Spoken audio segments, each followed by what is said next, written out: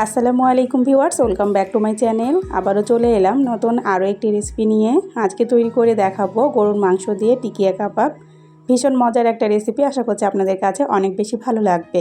এভাবে কাবাবটা তৈরি করে সাদা ভাত, খিচুড়ি, পোলাও সব কিছুর সঙ্গে খেতে পারবেন। ভীষণ মজার একটা রেসিপি, আশা করছি আপনাদের কাছে ভালো লাগবে। কাবাবটা তৈরি করার জন্য আমি এখানে 250 গ্রাম গরুর মাংস নিয়েছি। আর মাংসগুলোকে এভাবে ছোট ছোট করে কেটে আমি ভালো করে ধুয়ে পরিষ্কার করে নিয়েছি। আর এখানে আমি মাংস নিয়েছি হাড্ডি চর্বি ছাড়া, সলিড মাংস নিয়েছি 250 গ্রাম। এবার মাংসগুলোকে আমি প্রেসার কুকারে নিয়ে নিব। 250 গ্রাম মাংসর জন্য আমি এখানে হাফ কাপ বুটের ডাল নিয়েছি। এবার ডালগুলোকে ভালো করে ধুয়ে আমি প্রেসার কুকারে নিয়ে নিচ্ছি।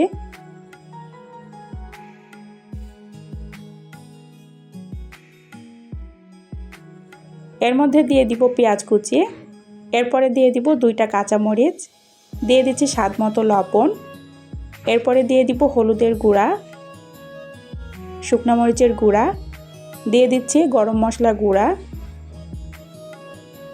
এরপরে দিয়ে দিব তেল, এরপরে দিয়ে দিচ্ছি আদা রসুন বাটা। এবার সবগুলো উপকরণ আমি হাত দিয়ে ভালো করে মেখে নিব।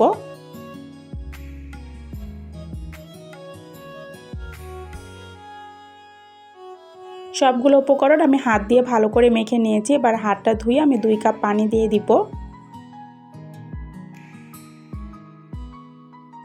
পানিটা দিয়ে আমি ভালো করে নেড়ে চেড়ে ঢাকনা দিয়ে এগুলোকে সিদ্ধ করে নিব। এর মধ্যে খুব বেশি পানি দেওয়া যাবে না, ডালটা সিদ্ধ হয়ে যাবে ঠিক এই রকম পানি দিয়ে ডালটাকে সিদ্ধ করে নিতে হবে।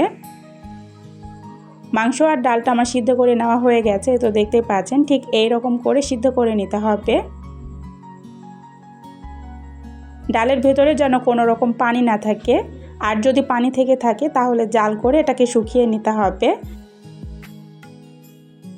আমার এখানে একটুকু পানি নেই আর এটা অনেক সুন্দর সিদ্ধ হয়ে গেছে। এবার এগুলোকে একটা প্লেটে ঢেলে আমি ঠান্ডা করে নিব।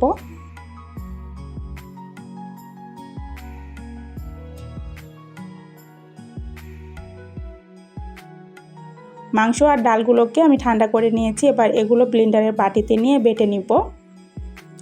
আমি ব্লেন্ডারের বাটিতে এগুলো নিয়ে নিয়েছি। এবার এর মধ্যে দিয়ে দিচ্ছি পেঁয়াজ কুচি, এরপরে দিয়ে দিব শুকনো মরিচের গুঁড়া। কাবাবটা কতটুকু ঝাল খেতে পছন্দ করেন সেভাবে ঝালের পরিমাণটা দিয়ে নেবেন। এরপরে দিয়ে দিচ্ছি গরম মশলা গুঁড়া, দিয়ে দিচ্ছি ভাজা জিরার গুঁড়া, এরপরে দিয়ে দিব একটা ডিম। এবার সবগুলো উপকরণ আমি বেটে নিব। এই তো দেখতে পাচ্ছেন ঠিক এভাবে বেটে নিতে হবে। এবার মিশ্রণটা আমি একটা প্লেটে উঠিয়ে নিচ্ছি।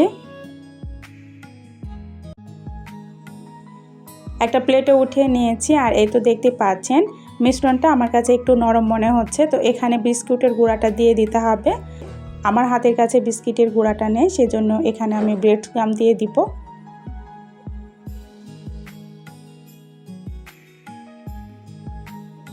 ব্রেড গামটা দিয়ে তারপরে ভালো করে চেপে চেপে এগুলোকে মেখে নিতে হবে। এগুলো মেখে নিয়েছি। আর এই তো দেখতে পাচ্ছেন ঠিক এইভাবে এগুলোকে মেখে নিতে হবে। আমি এবার এগুলো কাবাব তৈরি করে নিব। আমি আমার পছন্দ মতো এগুলোকে তৈরি করে নিচ্ছি। আপনারা ছোট কিংবা বড় করে তৈরি করে নিতে পারেন আপনাদের পছন্দ মতো। প্রথমে হাতে তেল মেখে নিতে হবে, তাহলে কাবাবটা তৈরি করার সময় মিশ্রণটা হাতে লেগে যাবে না। আমি হাতে তেল মেখে নিয়েছি। এবার কাবাব তৈরি করে নিব। এখান থেকে অল্প একটু করে নিয়ে তারপর এভাবে হাতের তালুর সাহায্যে ঘুরিয়ে ঘুরিয়ে কাবাবটা তৈরি করে নিচ্ছি। আমি ঠিক এইভাবে তৈরি করে নিব। আপনারা আপনাদের পছন্দ মতো ছোট কিংবা বড় করে নিতে পারেন। আর এই তো দেখতে পাচ্ছেন এখানে কাবাবটা একটুকু ফেটে যায়নি। আমি যেভাবে কাবাবটা তৈরি করে নিয়েছি একইভাবে যদি আপনারাও তৈরি করে নেন তাহলে দেখবেন আপনাদের কাবাবটাও অনেক সুন্দর হবে, একটুকু ফেটে যাবে না। এইভাবে আমি সব কাবাবগুলো তৈরি করে নিব।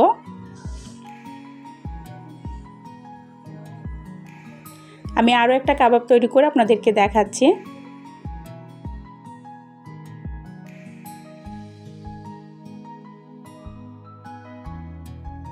এইভাবে আমি সব কাবাবগুলো তৈরি করে নিব।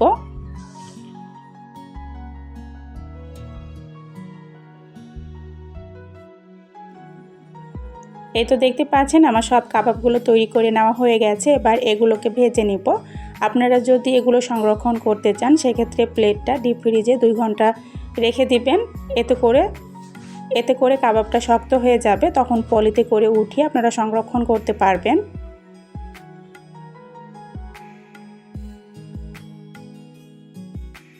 আমি আপনাদেরকে ভেজে দেখাচ্ছি।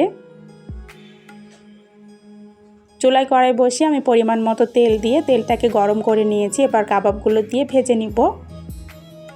কাবাবগুলো দিয়ে সঙ্গে সঙ্গে এগুলোকে নাড়াচাড়া করা যাবে না, তাহলে কিন্তু ভেঙে যাবে।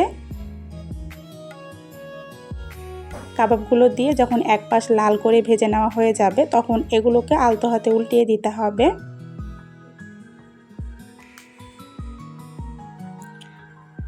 এক পাশ ভাজা হয়ে গেছে, এগুলোকে আমি উল্টিয়ে দিচ্ছি।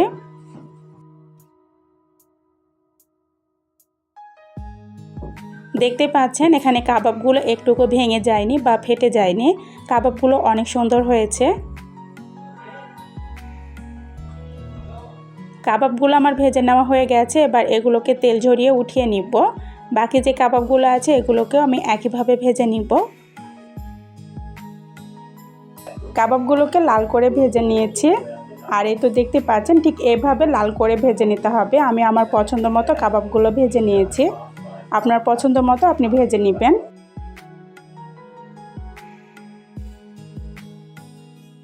কাবাবগুলো তেলের মধ্যে দিয়ে সঙ্গে সঙ্গে নাড়াচাড়া করা যাবে না, তাহলে কিন্তু এগুলো ভেঙে যাবে।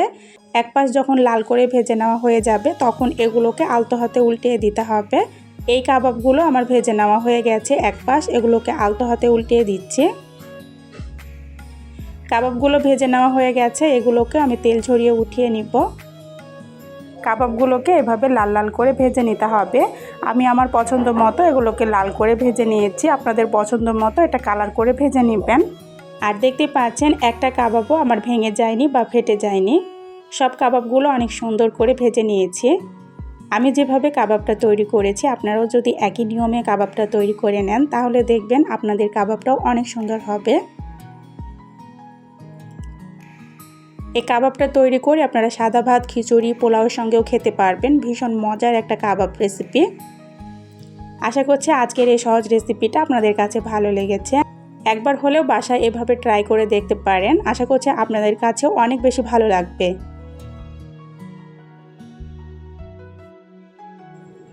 দেখতেই পেলেন খুব সহজভাবে আমি কাবাবটা তৈরি করে দেখানোর চেষ্টা করেছি। আশা করছি আপনাদের কাছে অনেক বেশি ভালো লেগেছে।